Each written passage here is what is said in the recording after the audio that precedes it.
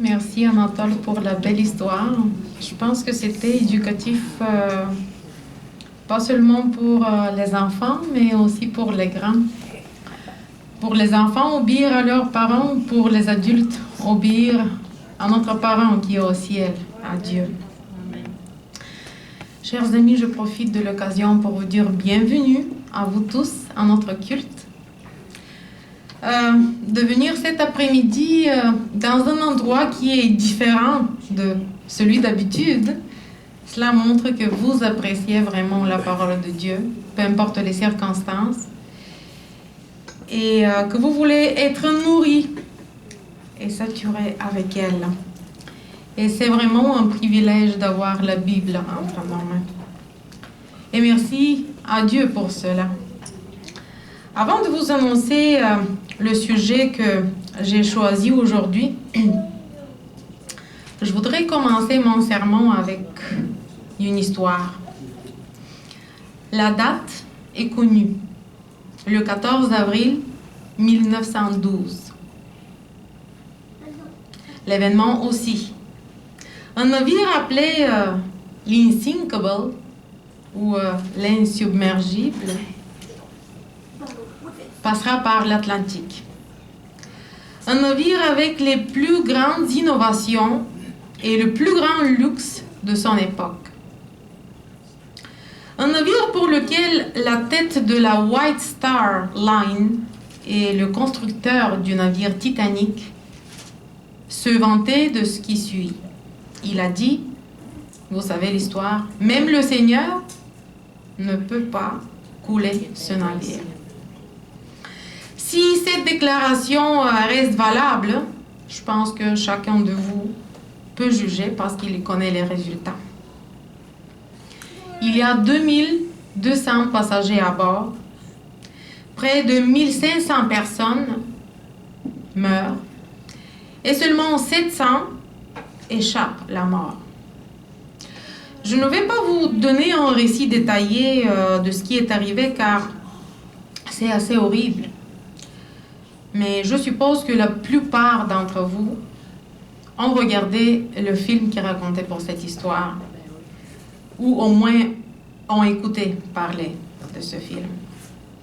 Dans ce document, James Cameron tente de recréer une histoire d'amour entre une femme de première classe, au visage de Rose, et un jeune homme de troisième classe, au visage de Jack. La vérité est que sur le navire Titanic avait une histoire d'amour vraiment charmante.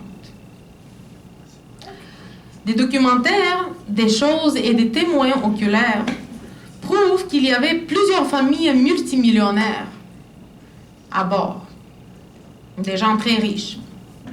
Une de ces familles riches s'appelait la famille Strauss. Dernièrement, j'ai regardé un petit documentaire sur ça. C'est ça ce qui m'a inspiré un peu pour le sermon d'aujourd'hui. L'homme s'appelait Isidore Strauss et le nom de sa femme était Ida Strauss. Lorsque le navire a heurté un iceberg le 15 avril 1912, il n'y avait pas assez de barques pour transporter les mourants. Ida est montée à bord d'une barque, mais son mari a décidé de rester sur le bateau qui était en train de couler. Il était un passager de première classe et a été autorisé à monter dans une embarcation de sauvetage. Mais s'il le faisait, cela reviendrait à enfreindre la règle non écrite consistant à permettre aux femmes et aux enfants d'entrer en premier. Isidore a refusé d'embarquer. Lorsqu'il a constaté qu'il y avait encore beaucoup de femmes et d'enfants qui restaient à bord. Puis Ida l'appela et lui dit « Isidore, monte !» Mais il resta immobile. Puis elle a décidé de quitter l'embarcation de sauvetage et de rester avec lui sur le navire en perdition. Elle lui a dit qu'une fois qu'ils ont eu une vie merveilleuse ensemble, elle préfère qu'ils soient aussi dans la mort ensemble. Elle céda la place à sa femme de chambre ou sa femme de ménage au nom de Ellen Burt. Elle a également enlevé son manteau et l'a donné à Ellen pour la garder au chaud jusqu'à ce que de l'aide arrive. Peut-être qu'elle savait déjà qu'elle n'aurait plus besoin de lui. Le corps d'Ida n'a jamais été retrouvé. Mais le corps d'Isidore a été retrouvé et ramené à New York pour un service commémoratif. Isidore est né à Rentsch en Bavière, en Allemagne, le 6 février 1845. Il a immigré en Géorgie au milieu des années 1850 et s'est ensuite installé à New York. Puis il rencontre Ida par l'intermédiaire de sa sœur, Amanda. En 1871, Isidore propose à Ida et ils se marient. Ils ont eu 6 enfants. Selon les historiens, la famille Strauss était profondément amoureuse. On les voyait souvent, même dans des lieux publics, s'embrasser, se serrer dans leurs bras et se tenir par la main. C'était inouï pour les gens de leur statut, premièrement, et richesse, et surtout pour l'époque où ils vivaient. En 1894, il fut élu à la Chambre des représentants. Quand Isidore était en voyage d'affaires, Ida l'accompagnait parfois, mais quand ils ne voyageaient pas ensemble, ils s'échangeaient constamment des lettres. Certaines de ces lettres ont été découvertes et restaurées plus tard. Ils nous montrent également leur contenu. En 1912, le couple était en vacances en Europe.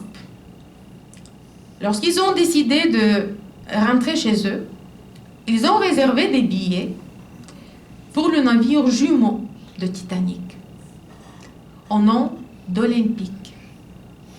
Mais comme l'Olympique était en retard, ils ont pris le Titanic à la place. Au moment où le Titanic a coulé, Ida et Isidore étaient mariés depuis 41 ans. Lorsque les gens ont compris de leur décès, des milliers de personnes de partout à New York se rassemblèrent pour assister à leur commémoration. Tous ces gens-là ont été aidés d'une certaine façon par ce couple fameux. Cela nous porte à penser qu'il y a des riches et des riches. Qu'il y a des gens qui, malgré leur richesse, ont accordé plus d'attention à la richesse dans les relations humaines.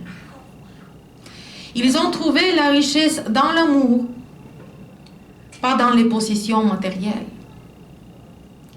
Que dans un tel moment de crise, comme c'était le cas de Titanic, vous ne pensez pas pour vous-même, mais vous décidez de mourir pour l'autre. Cela nécessite de la force. Cela nécessite du caractère. Et mon thème cet après-midi est comment construire des caractères pour le ciel. Cette histoire d'amour me rappelle une autre histoire d'amour de la Bible. Celle entre Dieu et son peuple élu, son épouse. Un Dieu qui nous aime infiniment décide de mourir volontairement pour nous afin de nous racheter de nos péchés. Seul sa mort pourrait assurer la rédemption de la race humaine. Il quitta l'immensité du ciel, la majesté du ciel, et vint mourir sur une croix sale, laide et horrible, afin que nous puissions vivre éternellement. Jean, chapitre 3, verset 16. Est-ce que vous aimeriez le dire avec moi? Je pense que tout le monde connaît le verset par cœur.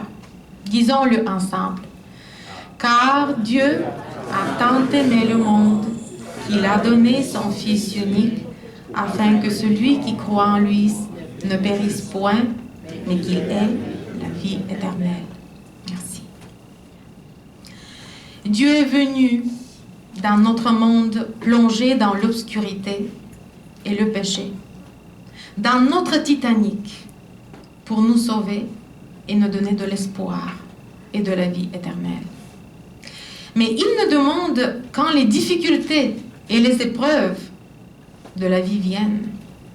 Il veut que nous ayons des caractères qui résisteront aux tempêtes du temps. Et les tempêtes approchent.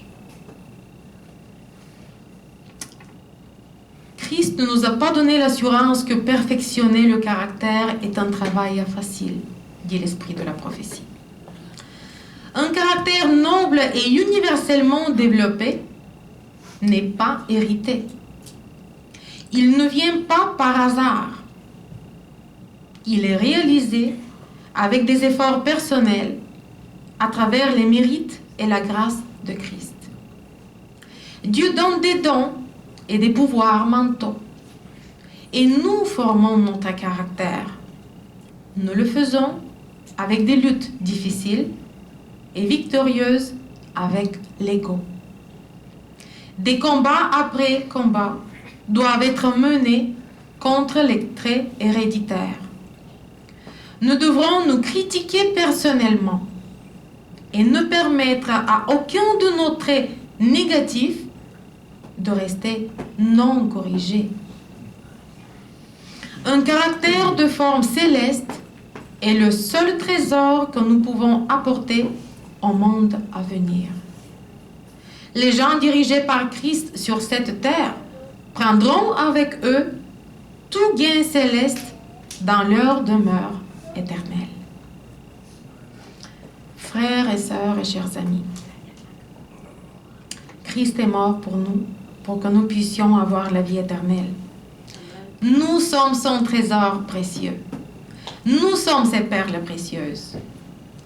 Mais la question est, est-il notre trésor?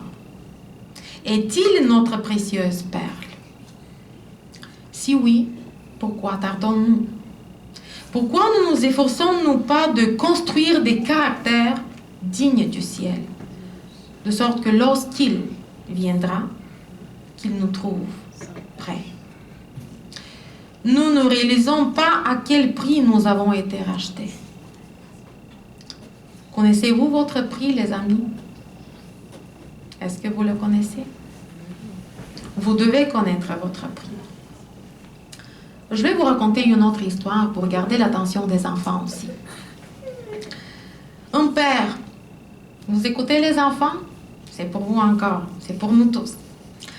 Un père, avant de mourir, a dit à son fils, « C'est une montre que ton grand-père m'a offerte et qui a plus de 100 ans. Mais avant de te la donner, va dans un magasin de montres et dis au marchand que tu veux vendre cette montre pour voir combien ça coûte. » Le fils est parti. Et après son retour, il a déclaré, « Cela coûte 5 $ parce qu'elle est vieille. » Son père a dit, « Va au café, demande là-bas. » Le fils est allé, après il a dit, « Et là, ils m'ont dit la même chose. Ils ne donneront pas plus que 5 $. » Puis le père dit, « Va au musée et montre-leur cette montre. » Le fils est allé. Et après son retour, il a dit à son père, « Papa, ils m'ont offert 1 million de $ pour cette montre. » Puis le père lui a dit, « Je voulais te montrer que tu dois aller au bon endroit pour obtenir la bonne évaluation. Beaucoup de gens se tiennent au mauvais endroit. et sont en colère de ne pas être valorisés et appréciés. Celui qui sait ta valeur t'appréciera. Ne reste pas dans un endroit où il ne t'apprécie pas et là où ils te valent moins cher que tu l'es réellement. C'était les mots du Père. Connaissez votre valeur, les amis. Connaissez votre valeur. Il y a un verset dans la parole de Dieu qui confirme ces paroles et dit « Parce que vous avez été achetés à un prix, un grand prix, un prix élevé. Glorifiez donc Dieu avec votre corps et avec vos âmes qui sont à Dieu. » 1 Corinthiens, chapitre 6, verset 20. Et si nous étions achetés à un prix si élevé, ne donnerions-nous pas à Dieu une fraction de ce qui lui est dû? Il veut que nous soyons fidèles, obéissants, comme tantôt Anatole l'a mentionné dans l'histoire, nobles dans nos intentions, dévoués à Dieu, travaillant pour lui, cohérents. Comment pouvons-nous acquérir ces traits du caractère? En coopérant avec lui, chaque jour, en toute heure, en écoutant ce qu'il nous dit et ce qu'il nous conseille par sa parole, et en lui parlant dans la prière. Jésus nous a montré comment vivre. Il nous a montré la norme du caractère divin que nous devons poursuivre. Et pas seulement poursuivre, mais atteindre aussi.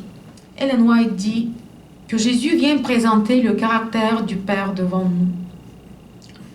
Lorsque nous étudions sa vie, ses paroles et ses actes, nous sommes élevés dans l'obéissance à Dieu. Suivant l'exemple qu'il nous donne, nous devenons des lettres vivantes, connues et lues de tous les hommes. Nous sommes les instruments humains vivants qui manifesteront le caractère du Christ dans le monde. Il démontre qu'il est possible d'obéir à tous les commandements de la loi de Dieu. Il démontre clairement que l'obéissance à vie est possible. Son but est de révéler comment les hommes devraient être formés pour ressembler au Fils de Dieu, comment pratiquer les principes de la vie sur terre en vivant une vie céleste. Donc, les étapes pratiques maintenant. Que pouvons-nous faire pour devenir semblables à Christ? Que pouvons-nous faire? Souvent, les gens posent cette question. Je le connais en théorie, mais comment le faire en pratique? Premier point, lire et étudier la parole de Dieu.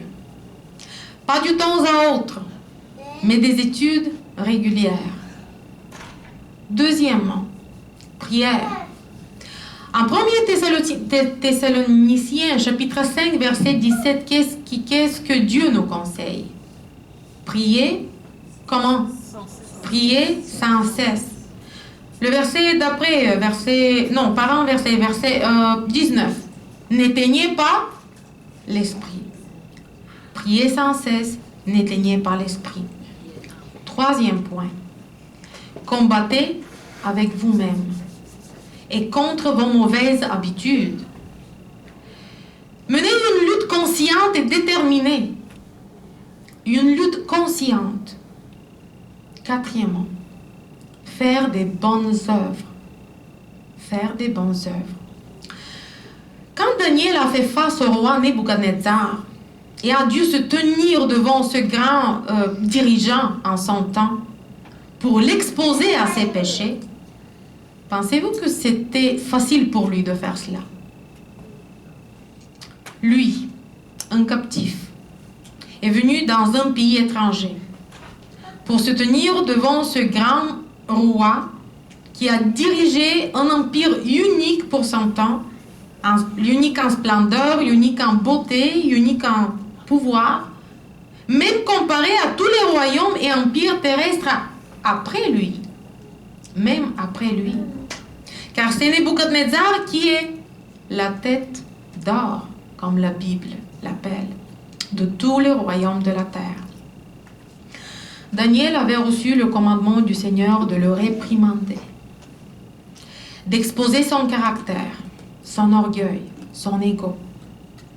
Ce n'était pas facile pour Daniel.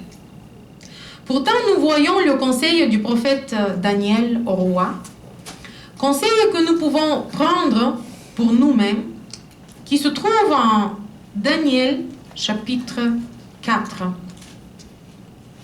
Mais avant que j'arrive à ce verset, je ne vais pas vous le dire tout de suite, peut-être ça serait bien si on lit une grande, pas tout le chapitre, mais une grande partie de ce chapitre. Daniel chapitre 4. Moi, Nebuchadnezzar, je vivais tranquille dans ma maison et heureux dans mon palais. J'ai eu un rêve qui m'a effrayé, les pensées dont j'étais poursuivi sur mon lit et les visions de mon esprit me remplissaient d'épouvante. Je donnai l'ordre de faire venir devant moi tous les sages de Babylone afin de me faire connaître l'explication du rêve. Alors vinrent les magiciens, les astrologues, les chaldéens et les devins. Je leur dis le rêve, mais ils ne m'en firent pas connaître l'explication. En dernier lieu, se présenta devant moi Daniel, nommé Belchatsar, d'après le nom de mon Dieu, et qui a en lui l'esprit des dieux saints. Je lui dis le rêve. Belchatsar, chef des magiciens, qui a en toi, je le sais, l'esprit des dieux saints, et pour qui aucun mystère n'est difficile. Dis-moi l'explication des visions que j'ai eues en rêve. Voici les visions de mon esprit. Pendant que j'étais sur mon lit, je regardais, et voici, au milieu de la terre, un arbre d'une grande hauteur. Cet arbre était grand et fort. Sa cime atteignait le ciel, et on le voyait des extrémités de toute la terre. Son feuillage était beau et ses fruits abondants. Il portait de la nourriture pour tous. Sous lui, les bêtes des champs trouvèrent de l'ombre. Dans ses branches habitaient les oiseaux du ciel. Et tout être vivant tirait de lui sa nourriture. Dans les visions de mon esprit que j'avais sur mon lit, je regardais et voici un dessein qui veille descendit des cieux. Il cria avec force et parla ainsi. Abattez l'arbre et coupez ses branches, arrachez le feuillage et dispersez les fruits. Que les bêtes fuient de dessous et les oiseaux du milieu de ses branches, mais laissez en terre le tronc avec ses racines, dans des chaînes de fer et de bronze parmi l'herbe des champs. Qu'il soit trempé de la rosée du ciel et qu'il ait comme les bêtes l'herbe de la terre pour partage. Son cœur d'homme sera changé. Donc c'est ici que le verset, à travers ce verset, nous comprenons que c'est vraiment symbolique qu'il s'agit d'un être humain. Parce qu'il nous parle d'un cœur humain. Son cœur d'homme sera changé et un cœur de bête lui sera donné et 7 ans passeront sur lui. Cette sentence est un décret des cieux qui veille. Cette résolution est un ordre des saints afin que les vivants sachent que le Très-Haut domine sur toute royauté humaine, qu'il la donne et à qui lui plaît et qu'il y élève le dernier des hommes. Donc, on sursaute un peu, on continue à partir de verset 16. Alors Daniel, nommé Belchatsar, fut un moment stupéfait et ses pensées l'épouvantaient. Le roi reprit et dit, Belchatsar, t'épouvante pas. Et Belchatsar répondit, mon Seigneur, que le rêve soit pour tes ennemis et son explication pour tes adversaires. L'arbre que tu as vu, qui était devenu grand et fort, dont la cime atteignait le ciel et convoyait de toute la terre, cet arbre, dont le feuillage était beau et les fruits abondants, qui portait de la nourriture pour tous, sous lequel s'abritaient les bêtes des champs, et dans les branches duquel les oiseaux du ciel demeuraient, c'est toi, ô roi, qui est devenu grand et puissant, dont la grandeur s'est accrue au point d'atteindre le ciel, et dont la domination s'étend jusqu'aux extrémités de la terre. Le roi a vu l'un des saints qui veille à descendre du ciel et dire « Abattez l'arbre et détruisez-le, mais laissez en terre le tronc et ses racines dans des chaînes de fer et de la bronze, parmi l'herbe des champs, qu'il soit trempé de la rosée du ciel et qu'il ait avec les bêtes des champs l'herbe pour partage, jusqu'à ce que 7 temps soient passés sur lui. Voici l'explication au roi. Voici le décret du Très-Haut qui atteindra mon Seigneur le roi. On te chassera du milieu des hommes. Tu auras ta demeure avec les bêtes des champs. Et l'on te donnera, comme au bœuf, de l'herbe à manger. Tu seras trempé de la rosée du ciel et 7 temps passeront sur toi, jusqu'à ce que tu reconnaisses que le Très-Haut domine sur toute royauté humaine et qu'il la donne à qui lui plaît. L'ordre de laisser la souche avec les racines de l'arbre signifie que ta royauté te restera quand tu reconnaîtras que celui qui domine est dans les cieux. Et le verset qui dans ma Bible bulgare était verset 27. Mais il y a une chance que j'ai ouvert l'autre, c'est le verset 24 que je voulais vous lire. C'est pourquoi, ô roi, puisse mon conseil te plaire. C'est ça ce que Daniel dit au roi. Mets un terme à tes péchés par la justice et à tes fautes par la compassion envers les malheureux, et ta tranquillité, ou dans une autre version, nous est dit, ta prospérité se prolongera, ou pourvu que ta prospérité et ta tranquillité se prolongent. Donc, mets un terme à tes péchés par la justice et à tes fautes par la compassion envers les malheureux. Le règne de Nebuchadnezzar, la période totale est environ 40 à 41 ans. Donc son règne est divisé comme à 2 grandes périodes de 20 ans. Les premiers 20 ans, disons, il était encore dans son esprit d'orgueil, de se tenir comme un homme qui sait tout faire. Mais la deuxième partie de son règne, on voit qu'il a commencé à avoir vraiment un esprit beaucoup plus humble et qu'il a reconnu le Seigneur. Mais dans ce chapitre, il décrit lui-même, lorsqu'il écrit, c'est une lettre que Nebuchadnezzar écrit par lui-même, ce n'est pas les mots de Daniel, c'est Nebuchadnezzar qui écrit les événements qui sont arrivés. Et il raconte de ses jours. Par conséquent, il a dit, mon roi, Daniel a dit au roi, mon roi, que mon conseil te plaise. Dans ma version, c'était plutôt délaisse, abandonne tes péchés en faisant de la justice et tes iniquités en faisant du bien aux pauvres. Et qu'espérant ta prospérité poursuive. C'est le conseil de Daniel à ce grand monarque. Par la bouche du prophète, le Seigneur, le Dieu Tout-Puissant, nous conseille aujourd'hui également d'abandonner nos péchés, de faire du bien. C'est encore vers le 4e point, faire des bonnes œuvres. De faire du bien, des bonnes œuvres, de nous battre avec nous-mêmes et contre nos mauvais traits de caractère, d'avoir l'amour les uns envers les autres, d'aimer Dieu de tout notre cœur, esprit et âme, et notre prochain comme nous-mêmes, à tel point que, quoi qu'il arrive, même au pire moment, même dans un moment de crise, que nous soyons prêts à mourir. Exactement comme Ida l'a fait. Elle était prête à mourir pour son mari. La force de son amour a vaincu le pouvoir de la mort et de la peur.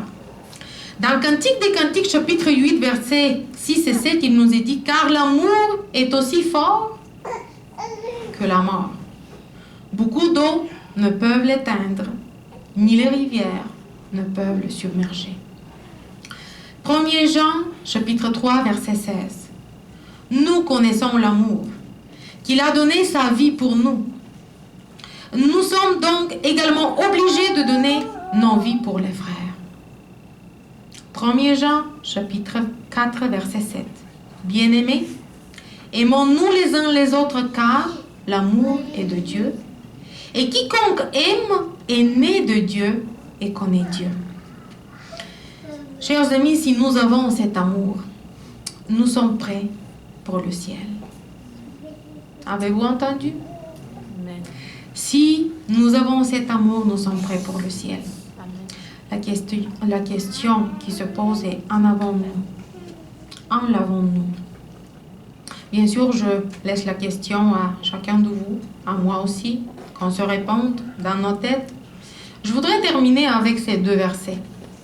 1 Jean, chapitre 4, versets 10 et 12, qui étaient les versets de base que Ambroise vient de nous lire. 1 Jean, chapitre 4, versets 10 et 12. Ceci est l'amour. Non pas que nous ayons aimé Dieu, mais qu'il nous ait aimés et qu'il ait envoyé son Fils comme expiation pour nos péchés. Personne n'a jamais vu Dieu, mais si nous nous aimons les uns les autres, Dieu demeure en nous et notre amour pour lui est parfait en nous. Jésus arrive très bientôt, les amis. Avons-nous bâti des caractères dont nous avons tellement besoin? Comment atteindre le modèle céleste? Allons réviser les points. Premièrement, qu'est-ce qu'on a dit? Lire et étudier quotidiennement la parole de Dieu. Deuxièmement, prière incessante. Troisièmement, combattre nos mauvaises habitudes et les éliminer. Quatrièmement, faire le bien et s'occuper des pauvres. En fait, qui est l'amour du prochain en action. Et cinquièmement, abandonner en continu le soi, notre ego, entre les mains de Dieu, pour qu'il puisse le travailler.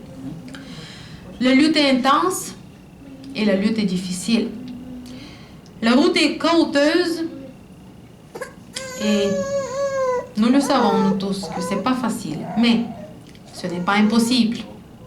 Dieu nous aide à être forts, déterminés, à combattre avec nous-mêmes, déterminés à sortir victorieux, à persévérer dans la lutte, à ne pas abandonner quand nous voyons que ça chauffe, que ça commence à chauffer, à être des missionnaires zélés et à prendre soin des pauvres et ne pas manquer Jésus de vue. Parce que le pouvoir, c'est lui qui nous la donne. Et il a promis dans sa parole que l'œuvre qu'il a commencée en nous, il va le terminer. Que Dieu nous bénisse pour que nous puissions vraiment sortir victorieux et que nous puissions avoir cet amour qui est décrit dans la Bible, chacun de nous dans nos cœurs. Amen.